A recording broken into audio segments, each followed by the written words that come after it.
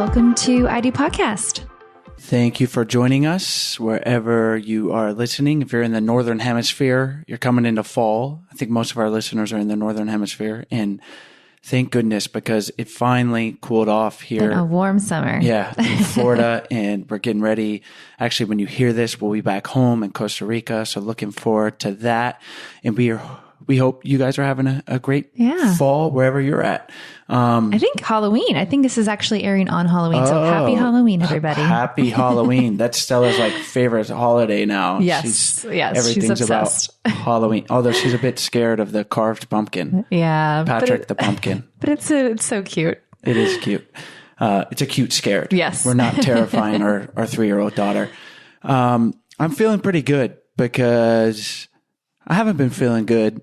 And Sarah and I have been having, a little rocky time in our relationship, and hopefully not, it makes you guys understand we're no different than any other couple. I know it might seem like we got everything figured out. We talk about it on the show a lot, but we don't. And that's part of the reason we have love the show. Yeah. And appreciate you guys listening, giving your feedback, showing that it's helping you, because it's certainly helping us. And today was an episode that helped us a lot, and a lot of things that we're going to be able to implement. And that is on the topic of if honesty is always the best policy in navigating that. And we had Ed Callergos from episode 42. He was actually on. So check that out. And Ed is a therapist and owner of The Bridge CCM,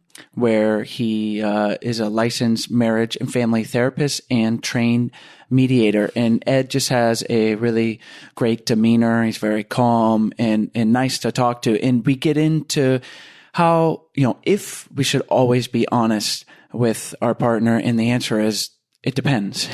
But we give some very specific examples of how to navigate that, and then how to communicate around our feelings of honesty. And for me, I struggle a lot with the immediacy of an issue and wanting to resolve it. And that becomes a problem. And then Sarah is okay with waiting, and we get into the details. So I'll just let you listen to this show and see what we're talking about.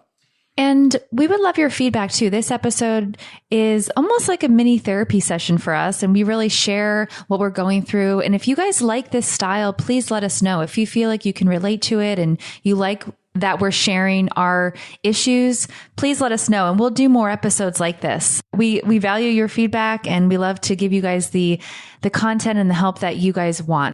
And as always, we love the feedback, as Sarah said, and we're really trying to grow our audience. And I think the best way to do that is tell one friend. If every one of you guys tell one friend and they subscribe to the show, that's going to double our audience. Like, how amazing is that? And we want to be able to share this information because it's helping us, and I hope it's helping you. And if it helps your friend and we can double the amount of people we're reaching, that would be a beautiful thing. So share it with one friend, one family member, tell them to subscribe, leave those 5-star reviews. It means the world to us. And it really does help us continue to be able to bring you this podcast, because, the production takes time, and there's some monetary value in maintaining the website and the software and all of this. And as we get busier and Stella gets older, it's really important that we are able to continue to bring you this content. And we're not asking, if you wanted to, we don't really have a donate button, but no. But you can donate by listening, and sharing with one person. Yeah. Like, that would mean the world to us. Say, hey, you got to check this out. And we appreciate you guys. So enjoy today's episode. Today's show is brought to you by our online course, Spark My Relationship. Create more passion, improve your communication, and build a stronger, more intimate connection with your partner in less than 90 days. We've collaborated with 15 therapists and psychologists to bring you the strategies marriage therapists teach their clients. To unlock a special offer only for I Do Podcast listeners, visit sparkmyrelationship.com/unlock. That's sparkmyrelationship.com/unlock.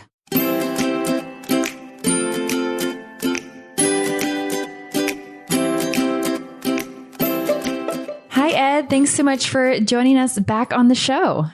Thanks for having me back. Appreciate it. So, Ed, we had you on the show way back on episode number 42, and here we are still plugging away. You've got some exciting things now with your own practice. And why don't we start today's show by talking about why you enjoy helping people improve their relationships? Sure. One of the things that I really enjoy with helping people is being with them in their struggles. And I think that there's a lot of feeling of like helplessness and hopelessness that sometimes individuals feel, whether it's their own individual struggle or whether it's a relationship struggle. And I think that in a world where everyone's like ready to give like their opinion on things, it can become very difficult for them to really ground themselves and actually make a decision that they feel comfortable with and that they want to own. And so I think that being able to be there for someone and not picking sides or not exactly telling them what to do, but to just be there with them in their pain and their hurt, it's just great to see like the hope come alive. And it's great to see them like come from like maybe like a weak state to like a more stronger state in their relationship or in their individual lives. So that's the coolest part.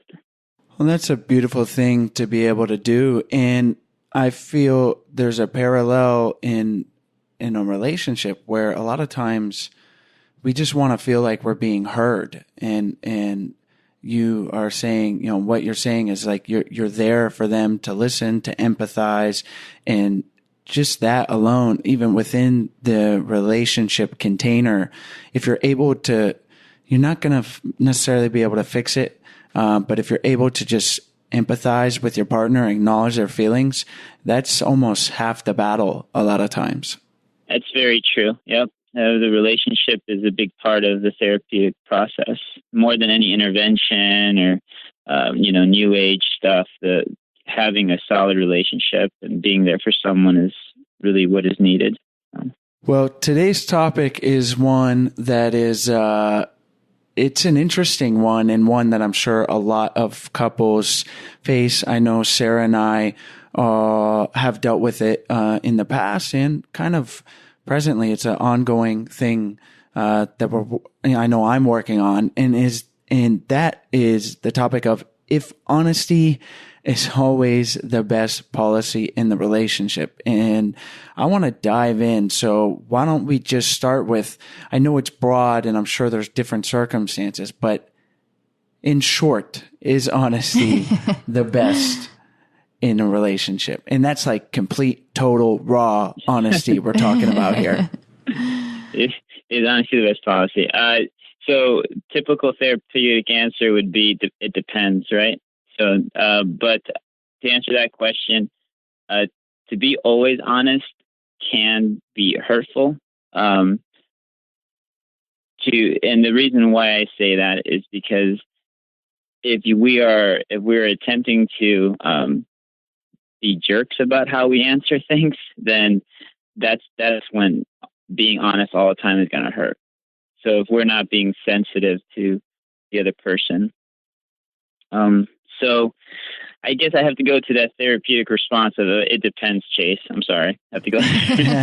and that's fine. And and you are being honest with us, which is good. Yes, but that's what I think we need to dig into. It are some different circumstances. And I think we can start with an example from our own relationship. And I struggle with, and we can get into specific topics, but I struggle with, I'm definitely like the more emotional partner in Sarah and I's relationship. And also one that feels like they want to have everything out there and communicate it. Like it kills me to, if something's bothering me, I will try to have an internal dialogue. I think I'm pretty good at that I see that something's bothering me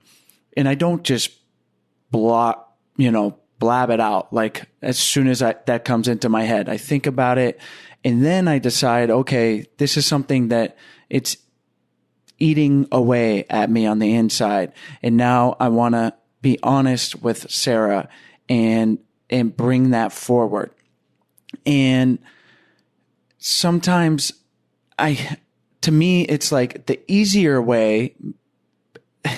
It feels like it might be the easier way to not talk about it, because I know when I do bring it up, it's going to result in some conflict that we need to resolve. But I always say, just because it's hard doesn't mean it's not worth it. And that's how a relationship gets better. But I feel like a lot of times it's just Sarah's a lot more easygoing and I'm type A. I'm always trying to be better. And it's like this kind of cycle that we have, that I will honestly say what's on my mind after some introspection, and then sometimes things break down. So that's a long way of explaining it.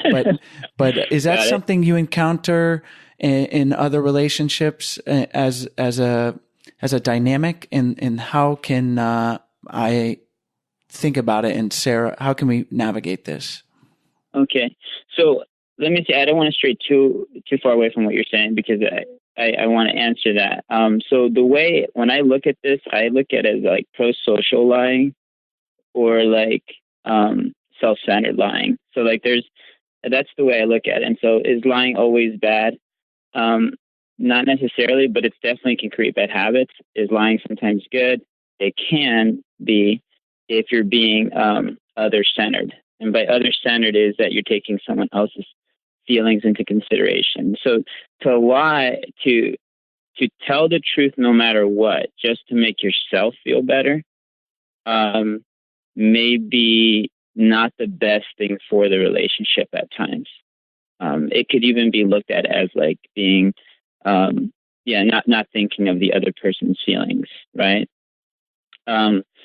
Lying sometimes, right? So lying sometimes can have that same kind of dual kind of edge to it, right? So if I'm lying so that I don't get in trouble, versus am I lying to help to not hurt someone's feelings, right? So like, and a lot goes into that, and we can get into that a little bit more later on. But so when you're saying that you're like the more emotional one in the relationship, yes, constantly in relationships that come in to see us, there are individuals that are in the relationship are more emotional than the other person. Really kind of wear their feelings on their sleeves. Really don't want to go to sleep without fully discussing what happened, right? They can't sleep knowing that the other person's hurt or that there's something going on that they can't fix, and it's typically that type A personality individual that wants to get it figured out, So it's not uncommon to answer that question. And to just throw in my insight here, when it comes to, like you're saying, communicating it or being emotional and wanting to communicate it immediately or not being able to resolve it before you go to bed, it's not that, like in our personal situation, it's not that I don't want to communicate it. Our relationship thrives on being open and communicating. But I think the difference where we struggle with is me being okay sitting on it for a little bit, even if it means going to bed unresolved, because we'll talk about it the next day at a better time. So I think that's something that we struggle with. And in terms of being open and honest in our communication. Yes. So the not going to bed angry sort of feel, and then being able to go ahead and shelve it, right, for like another day. Right. Yeah, and I think again that goes to the fact that, are we looking at the other person's feelings and situation? I mean, if it's, 12 o'clock at night, right, and everyone's tired, is it worth having the conversation at that time? Probably not, right? I mean, we're not going to have that conversation when we're tired. But then what does Chase do in that situation? I mean, Chase is tossing and turning, like he's feeling like it's like right in his chest, right in his stomach. He just needs to get it out. He needs to talk about it. A lot of times what I tell couples is in those situations, write it out, like put it in a letter. Have that opportunity to let out your feelings. But I think that for an individual that really just wants to make sure that the relationship is good, that's a very difficult thing. So I believe that if you both could have the opportunity to make each other feel like what the other person is wanting to talk about is important, then that can go a long way. So, for example, I say to my wife, "Hey, I really want to talk about apples. Like I really want to. Like I can't go to sleep without talking about apples." And my wife is like, no, like I'm tired. Like leave me alone. Like I just need to go to sleep. Right. Well, that could be really hurtful to me because like I really want to talk about apples. Right. But if my wife were to say something like I know that apples are so important to you. Like I get it. And I want you to know that I love you and I care about you. And no matter what happens to apples, like I care about you. And this is important and I get it, but I want to be my best. I want to be able to really kind of think this through. So if we can please just talk about this, tomorrow, let's do that. Right. I think that would really help me feel like, okay, like hope, like all hope isn't lost. Like, okay, we are going to talk about this. Right. And then it could potentially allow me to sleep a little better at night. But that also has to do with the habits in the relationship, right? Because like if my wife always says, okay, we'll talk about it tomorrow, and we don't, then I'm going to become a little bit more stronger in my approach of, no, we need to talk about it now, because when we do put it off, we never get to it. Okay? That's a great point, and you nailed it on the head, at least from my personal perspective of, I understand I don't have this. Sarah and I are different people, very different, in fact, Mm-hmm. and that I want to solve things and she's okay thinking on it. And I'm not criticizing Sarah in this, but sometimes she doesn't, I don't feel that she thinks it's important to talk about.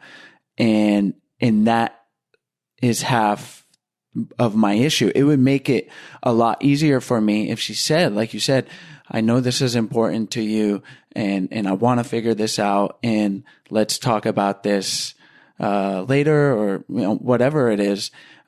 Then like, I think that I would feel so much better about being like, okay, yeah, you're right. Because she's acknowledged my feelings. She's empathizing Mm-hmm. as opposed to, and I'm not saying she does like a cold hearted, like shut me down. Yeah. Like no, we're not talking about this. I told you no. I understand. It's not even like that. It's just like, it's not even that overt. And it's amazing how much of a difference that can make. Do you agree, Sarah? Yeah, I agree. And I think the reason we continually have this struggle in our relationship is, like you mentioned, we are so different in terms of our personalities, and where you tend to want to always communicate about something, I almost feel like it's draining because we're communicating too much about it. How do you find a balance in that and really respecting each other's wishes, but also not feeling like you're being constantly interrogated? Yes. Yeah. Yeah. So I mean that there is, I'm glad you used the word balance. There is that balance, and a lot of that has to do with patterns in the relationship, right, that have been over time. And to be honest with you, it goes to patterns in past relationships all the way up to like even our parents and our family. Like,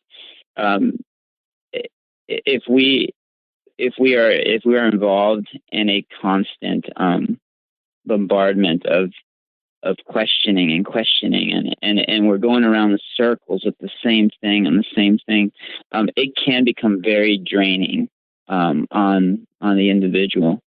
But I think that we have to look at what is the individual actually asking for when they keep talking about the same thing over and over and over and over again. And it's that acknowledgement of the core, which is like, feeling validated, right, about it. We don't have to necessarily agree with them, but we can definitely validate their feelings. I think that's what Chase is saying. It's not so much the content of the conversation as much as it is the validation of like, you are important. And I think that that's what it comes down to. We've talked before. I think we've talked about the ARE in relationship. I'm not sure if we did or not on the other podcast, but the number one question that anybody asks in any relationship is, are you there for me? And that's according to Sue Johnson. So are you there for me is a very, very important question in a relationship to answer. And you want to answer yes all the time, as much as you can. You want to answer yes. And so when someone's asking and not wanting to let a topic go, they're feeling like perhaps you're not there for them. And so by even just saying like, look, I'm here for you. Like, I care about you. Like, I want to try to figure this out. But right now, I just don't have the bandwidth. Right now I'm tired, or right now, like I'm feeling a little dizzy with this conversation, but I know it's important to you. Trust me. Like, I know it is. Being able to validate that, I think is the key to that balance, So on the other side, the other person that's needing that validation needs to understand the toll of that on the other person, to you're wanting to feel validated and wanted and important, cared about. You want to know that this other person is as invested in the relationship as you are. Like, you're completely invested in this relationship. And from your perspective, because the person either isn't siding with you or perhaps isn't wanting to have the conversation right now, you feel like you're not part of the team.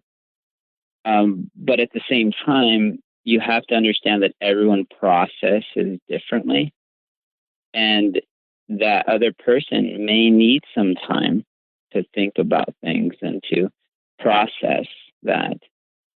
Now, that makes it a lot easier if the other person that maybe is a little bit more of a slower processor, right? They want to think things through. It makes it a lot easier if that person does come back and brings up the topic without, for example, in this case, Chase bringing it up. Like, it would mean so much to Chase, and I'm guessing here, Chase, so correct me. It would mean so much to Chase that if you guys are, trying to go to bed and he's kind of really stirring, regarding whatever happened, and if you say, you know what, let's talk about this tomorrow. Like, I know this is important to you. I love you, care about you, smooch, hug, whatever you guys need to do. And let's talk about it tomorrow. And then tomorrow, without Chase bringing it up, right? Without Chase bringing it up, maybe, Sarah, you send him a text saying, hey, I haven't forgotten about that topic. Let's talk about it today, after dinner, kind of thing. Man, that would make Chase just go, whoa, wait, this is safe. I can relax. I can relax a little bit because this is important to her too. So I don't know if that kind of helps with the balance or explaining the balance. It does, absolutely. And, it's definitely something that I need to work on in making him realize that I do value his opinion, or I do value his feelings, and I want to validate them, and I want to talk about it at a later time. And I don't know, like you said, eventually it can evolve into this throughout the relationship. And I don't know at what point it began to where you thought I wasn't going to bring it up the next day, because I feel like I have the pressure from you we have to talk about it right away. Otherwise we can't do the kissing, the hugging, the go to bed, and things are fine until we talk about it. Like, it's almost like if we don't talk about it now, I'm going to wear my feelings on my sleeves and until we talk about it. And sometimes I feel like that's the hard part, that to find that balance. Does that make sense? Mm-hmm. Yeah. Chase, what are your thoughts on all that I said and what Sarah's saying? Yeah, I think I was nodding my head the whole time, because it was like you were exactly what I needed to hear, and what I think we need is, because I've used the exact same words in our communication, where I would say, like, part of the feeling, like, to give an example without getting too specific, like we're having some issues with our agreement on budget. And I would say like, the numbers are important, but it's definitely like, and I say the numbers don't lie, like that's definitely a part of it. But the bigger, I think, internal thing is I feel like we're not on the same team, like you said. And again, I'm not saying this as a criticism to Sarah, but I'm just saying like my own dialogue. So it's 100% what you're saying is like a part of the reason I want to resolve this, and why it hurts, so to say, like inside emotionally for me, is it feels like we're not on the same team, because I feel like Sarah doesn't value it as much. And I understand she's processing it in her own way. She's a different person than me, thank goodness, because we would drive each other insane. But that we're not on the same team. You nailed it with that. Absolutely. And then you nailed it with the fact of that I would love it so much. And Sarah is alluding to this issue. If she then initiated the next conversation, and then Sarah from her side said, well, she feels like she doesn't have that chance. And I guess I want to give her that benefit of the doubt to bring it up. But based on, we've been together for 10 years, I should probably be a little bit more patient. But in the past, what has happened, at least in my own head, is that I have said, okay, we're hitting a roadblock. I want to resolve this. Sarah does not, at least at the moment. So I'm going to respect that, and I'm going to wait.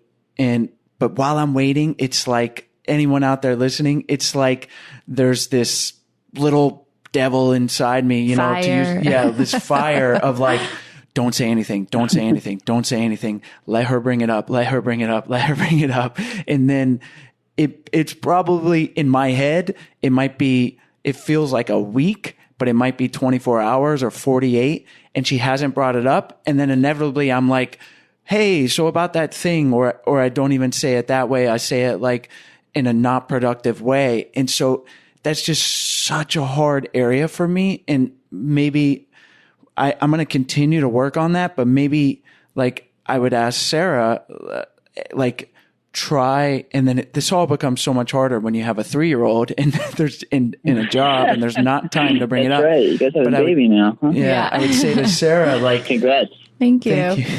She's not a baby anymore. She's 3. You think we'd oh yeah.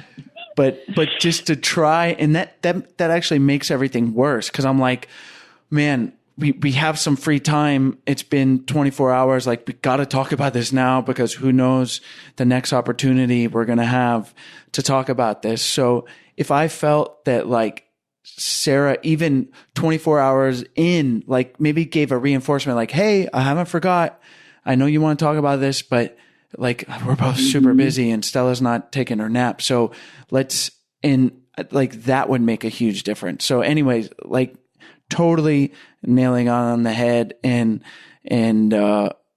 this is great and valuable, and hopefully we can, come up with a plan moving forward to kind of implement this. And I'm sure this is not a directly the issue that we're having with, but I'm sure you see tons of couples out there that are struggling with the same type of communication issues, where there's two different personalities and they communicate differently, and they communicate how they want to communicate differently. And so I think, like you said, respecting each other and validating the feelings of your partner before anything is what can hopefully resolve it and have some peace with each other. So you can go to bed at night easily. Yeah. I was just thinking as you guys were talking and things, I was thinking, you guys have a Facebook page, and no wonder your listeners love you guys so much. And it's because you guys are so real. Yeah, absolutely. The things that you guys are talking about is exactly what happens in relationships throughout, at least my work. I notice this is a very common thing that comes up, but the difference is that you both have a lot of self-awareness, whereas some of the other couples don't have that self-awareness, and it just turns into, really drag out fight and some really toxic stuff, whereas you guys seem to be very aware. And so you guys are kind of talking about it, are recognizing your own challenges, your own weaknesses, as well as what you guys are needing. So I think it's really good. When I also am hearing you guys, the question pops into my mind is, where did you learn to deal with conflict, right?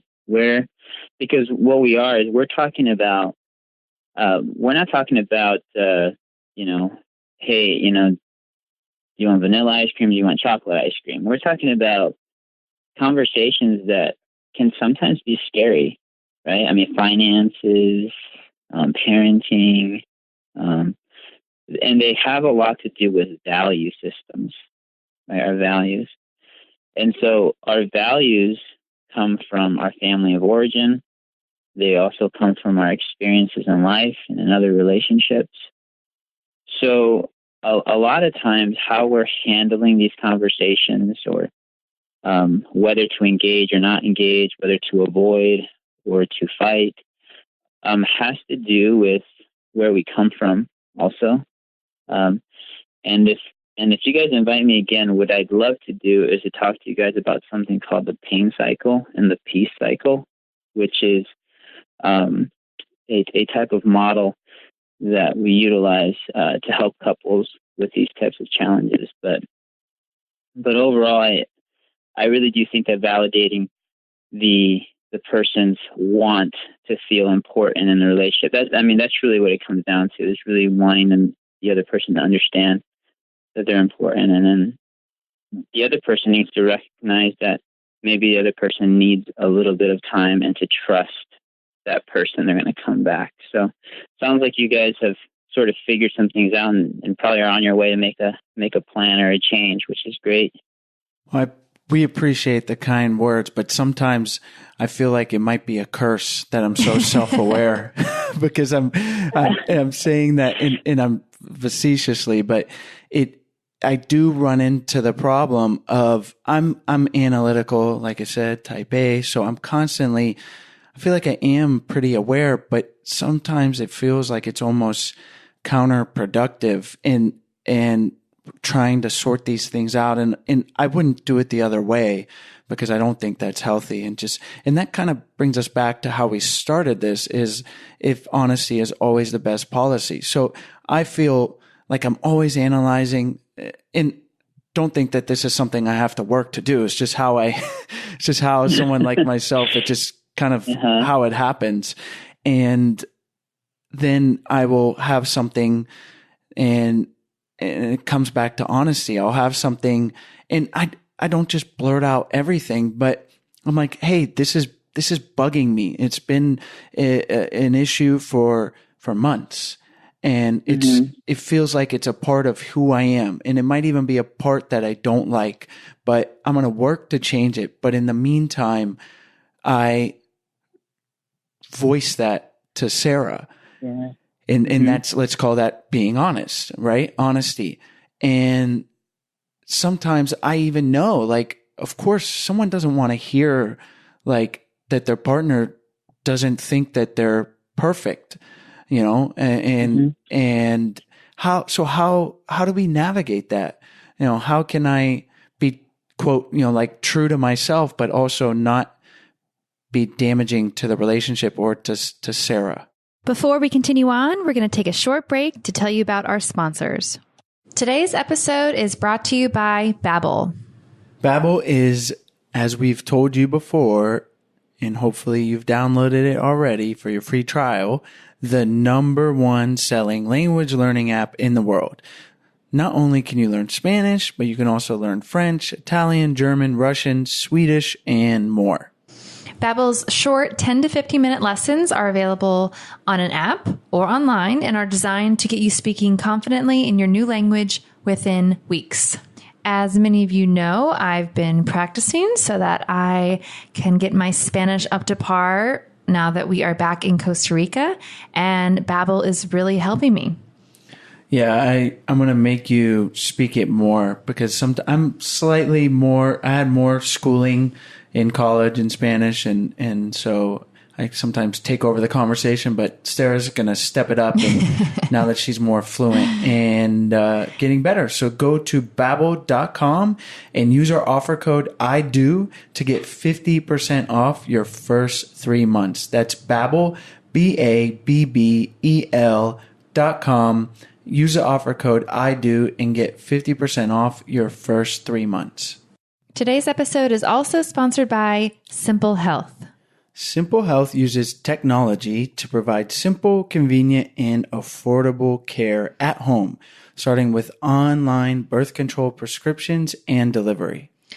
Chase and I are not trying to have another kid anytime soon. And as many of you know, we travel a lot and it is a pain to get my birth control.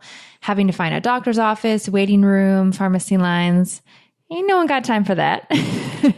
No one has time for that. Nope. I know. We are busy putting this show together. We got a 3-year-old and Sarah ain't got time for that. Nope. Getting your birth control should be easy and convenient, and Simple Health does just that. Now, this service is not a replacement for routine evaluations by your primary care physician or gynecologist, but it will definitely save you time and money since the average cost is just about $18 a month with free delivery. The prescription fee is usually around $20, but our listeners will get to try it for free with our code. Don't miss your chance to try this service for free. Our listeners get the $20 prescription fee waived by going to simplehealth.com/IDO or entering code IDO at checkout. That's simplehealth.com/IDO. Something that I keep hearing you bring up, which is like, this is bugging me. This is bugging me. So I think that with pro-social lying, the lying that where we're trying to help someone or make someone not feel bad or something like that, or like, which is the more acceptable lie. Lying is still lying in society, so lying is not looked at as a good thing. But being honest with our feelings, we also have to look at, honestly see, is it more of a you thing than it is a her thing? Like, is it bothering you for an independent individual reason than a relationship reason? And is part of your being analytical, is it a little bit of anxiety? Is it also, I mean, you can say it's analytical, but is it also a bit of anxiety that you have about that situation? And I know that with anxiety, like if we have like an anxiety over a situation, it's because we're viewing whatever's going on as a threat, as something that potentially can hurt us or has hurt us. And so our amygdala engages, and we go to a fight, flight, freeze response. And, so in that fight response is that pursuer response. It's It's that I need to know right now, I need to know. And that's that fight mode, in our amygdala. We're confronting, right? We're going forward. Now, this can come off threatening to the other individual, right? This other individual is kind of just, watching this sort of a quote unquote, sort of an attack, but it's not, physical attack, but like an attack, it's coming. And this person also, their amygdala might go ahead and increase in size as well. And then they're going to go ahead and go, wait, I need to escape. So I need to avoid this, right? So when you're looking at this, I as I'm listening to you, I want to get in deeper. Like I want to go, okay, so what about this situation is causing you to get into that fight, flight, freeze response, Chase? What about it? Like, what's the deeper meaning that it has about you? So if your finances aren't great and you're having challenges with those finances, what meaning does that have about you as a person, as a father, as a husband, as a provider? Like, what meaning does that have for you? Yeah, 100%. And we can get specific, but I just want to say, like, that is a great point in that what I am expressing in my honesty is actually, it has less to do with Sarah and more to do with me and my own internal anxiety, as you said. And that is something, and I'm not patting myself on the back here, but that I've realized, right? Like Sarah is nodding her head, and that makes it, I can definitely understand that if there's a partner that is getting criticized and their other partner is just blind to the fact of what's going on, that's extremely frustrating. Not to say that it's much better when it's a situation like mine where I can be critical and then I know that it's for the wrong reasons. Like a lot of times there's different sayings, but it's like, to be bluntly, like, get your own shit together before you try to change someone else. Like, make your own bed. and I realize that. And that's work that I want to do and will continue to do. And we talk about it on the show a lot, that if you don't like something in your relationship, it's not about changing your partner. Like, it's about looking within and examining why you feel the way you do. And a lot of times the answer lies in that and not in the things your partner needs to change. And I guess, that's where the work needs to be done a lot of times. Not to say that there's not work the other way. So just to bring it back personally, that is work that I'm doing and that I want to examine, let's say our feelings around money and being a provider and related to the budget issue. And then there's other things and we've talked about it on the show in the past, where I'd like Sarah to be more active, because I am, and I have a lot of deep seated self-esteem things wrapped up in that. And I felt loved that way as a kid growing up. And I'm looking at that and definitely want to continue to examine that. But I guess to bring it back so it can be valuable to our listeners and to myself. So I'm doing the work and I want to continue. But is there anything, am I even asking too much, or is it unreasonable to say, hey, Sarah, I'm honest with her about these things. I'm honest about my feelings. I'm examining them. Is there any room for Sarah to compromise or to I guess let's leave it at that, to help me, or what can she do? Yeah. So from what I'm understanding with this, and with other couples I work with, Sarah's role here would be to be able to come back and help you feel like what you are wanting to talk about, what you're honest about, as important. Like she needs to help you feel like that she is hearing you, that she's listening to what is important to you. And I think that that's something that I think she's acknowledged that she can kind of improve on a little bit more, and to be more self-motivated to talk about those concerns you have. I'm sure that it'd be really something special for you if she were to bring up those concerns without you bringing them up. And I think that in a way it would probably alleviate that from your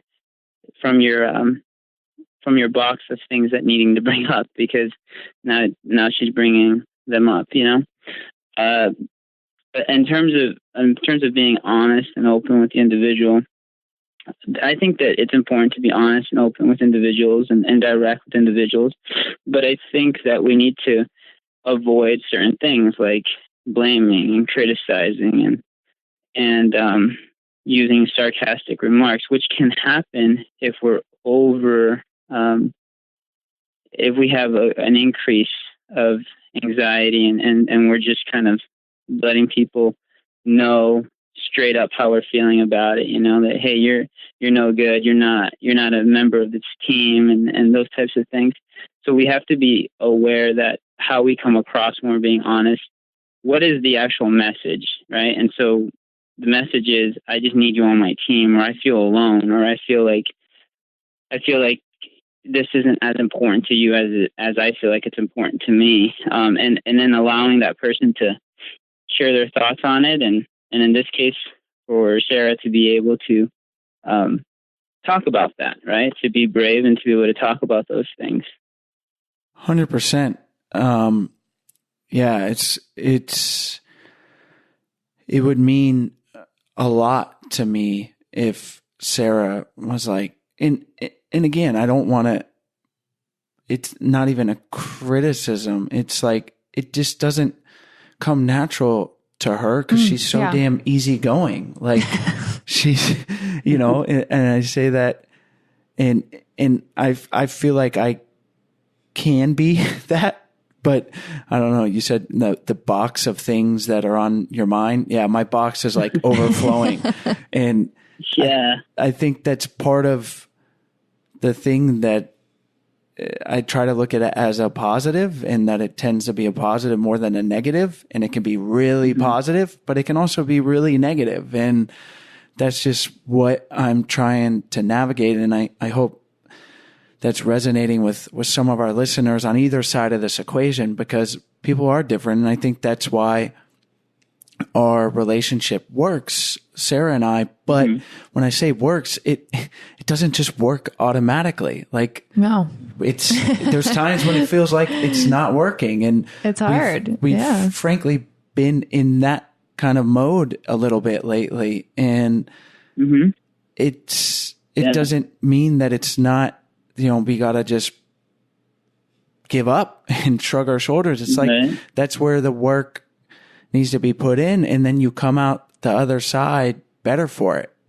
But yeah, everything you're saying and these tools for both of us, I think I would just love if Sarah was like proactive on the bringing things up, and because I'm going to feel like she is hearing me, and I'm going to feel like we're on the same team. And then hopefully on the flip side, I'm not going to be so damn annoying to Sarah, bugging her about talking about these things. But Chase, what are you hearing that Sarah needs from you, though? Also, and that's, I'm glad you said that, and I try to hear that. I go back to, she's so damn easy. She doesn't need a lot of things, and I mean, Sarah, would you agree? And I know there are things she has expressed, but. Well, I think sometimes because you think I'm so easygoing, my needs get overlooked because you think, well, I don't have needs because I'm usually pretty flexible. And most of the time I am. But then when I do have certain times where I'm kind of putting my foot down, I feel like there is some resistance because you're not used to me being like, okay, this is what I want. This is what I need. So I feel like for me, that would be something that I feel like would be beneficial to this situation. Right. So there's times that you don't feel like he's really being a partner. Right. Right. In that situation. Yeah. And so those are times that you're kind of like, man, and your ability to communicate that to him gets blunted a little bit because he has more of he has more of an aggressive style of handling the issue, right? Anxiety, and so for you, it's best. Let's not get into argument about this. Let's not fight about this. Let's just move on and kind of move forward. But in the end, that creates resentment and stored feelings, right? And that come out in other ways, right?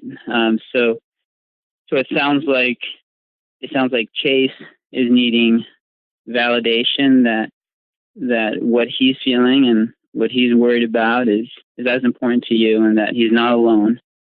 And I think that's a really big thing for Chase, is for him to know that he's not alone, and for listeners to feel like they're not alone. And then on your side, you want to be heard, and maybe in some instances in other relationships that you have been, maybe you haven't been heard, or maybe you have been heard, but right now you're saying, hey, I have a voice too, and I need you to listen to me. It's like you both are needing to validate each other and to hear each other, but you guys are speaking like at different volumes. Mm-hmm. And so if Chase is able to lower his volume and you're able to go ahead and raise your volume just a little bit, then you guys might be able to hear each other. Right? Yeah. Yeah, I think you're nailing it. Yeah, you are. How would, from my side, could I just be proactive and say, literally, like, because I feel like, again, I'm trying not to make this as a criticism, but Sarah is not, maybe I'm not listening perfectly, but because my volume is so loud, Sarah feels like she can't voice her needs. Does that make sense? Like, how can I listen better when Sarah? I think you got to get yourself out of yourself when it comes down to the listening part, and I think I empathize with you, and I understand, because you have such strong feelings about things, and you alluded to the fact that you're going through some stuff and you're working on some stuff that comes from a long time ago, right? And so you have the tendency to look out for numero uno, which is you, because guess what? In Chase's life, no one looked out for him when he was growing up. No one was there for him. And so he feels like he needs to look out for himself, because that little kid, that little voice inside, needs to be heard, right? And you love her and you want to feel loved by her. And so that's why you're doing that, right? And so, but at the same time, you have to recognize that you are loved, that you are important, that you are not alone. That's the truth of it. When you look at the situation from a little step back and you look at it and you see your family, your wife, your kid, you see your life, you see what you guys have been able to do together, you see those good times that you guys have had, you kind of realize, wait, I'm not alone. Wait, there's lots of times where I felt loved. This isn't a trick. This is not a mirage. Those are the truths about you and your life right now. But I think that sometimes that anxiety triggers those feelings that have been that happened a long time ago. And so you kind of bring them and you kind of play them out in that moment. So I think that in order to really listen to Sarah, you're going to have to go ahead and take a step outside of yourself and recognize that she does have feelings, she does have pain and worry and concerns, but maybe she's not feeling safe to talk about them or to return to the conversation, because it's never really about her. It's always about you. So that could possibly be an issue. Yeah, that sounds spot on. Yeah. So so I'm going to definitely try to work on that and have that perspective. And then hopefully that'll just give Sarah the feeling of being able to be more vulnerable and to be more open about my feelings. Yeah. Yeah. I mean, the simple thing that I think what you're asking for is like, what can your listeners do? If they're in the situation, what can they do to start making some changes in their relationship? Yeah. And I think that the step one would be to have a sit down conversation, letting the other person know, hey, these are the worries, these are the concerns in my life. These are the things that I sometimes feel on my bad days. Okay, we all have bad days. And these are the insecurities and feelings I have on my bad days. And I think both should share that information. And then after you do that, number two would be to go ahead and acknowledge or practice that, like actually change, like make that change, you know? I think a lot of people come to therapy and they want that magic pill, and I think the therapist is just going to go ahead and just click that on-off switch kind of thing. But the work that we do is highly, like 99% dependent on the individuals making that change. So step one would be to have that conversation and be open and honest with those things that are painful to you, to each other. And then the second part would be to put those things in action. Be mindful of the other person's pain and hurt, you know. I think developing a balance of power and accountability. So like giving the other person an opportunity to maybe take charge of the finances, or to give the other person the opportunity to plan that date, or, you know, really that partnership of giving each other those different opportunities. I think that is also really helpful.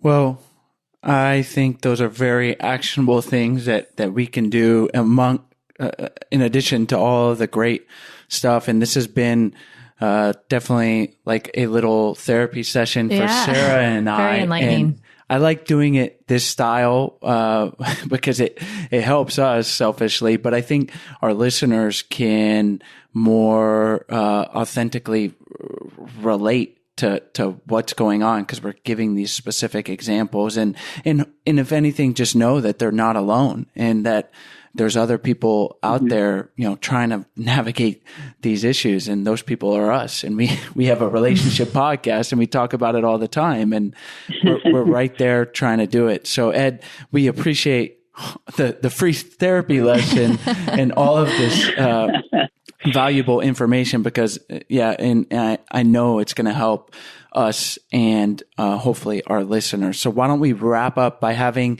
you tell our listeners where they can find you online, and then we'll say goodbye. All right, sounds good. So online, you guys can find us on www.thebridgeccm.com, and also on Facebook. You can just find the Bridge Counseling, Consulting, and Mediation LLC on Facebook. And that's how you can reach us. Excellent. Well, we'll have those links, as well as link to your previous podcasts, on this episode's show notes page on our website at idopodcast.com. So we encourage our listeners to check you out and check out your past episode. And again, thank you so much for joining us back on the show. Of course. Thank you guys for having me back. Take care. Hi guys, we hope you enjoyed today's episode. As always, all the links are in the show notes page, as well as on the podcast description. And while you're on our website, we encourage you guys to check out our 14-day Happy Couple Challenge. We send you an email for 14 days with simple, doable challenges to help strengthen and improve your relationship. And on our website, we also have a bunch of free resources for your relationship. So we encourage you to check those out. We also have our Love Tribe on Facebook. We encourage you guys to join the tribe and be there for support for each other. If you have questions or just need some relationship advice, we are all here for each other. The group has grown to almost 1,000 people, and we love it. So we hope you guys join that. You can go to Facebook, Love Tribe Fam, and you'll find us right there.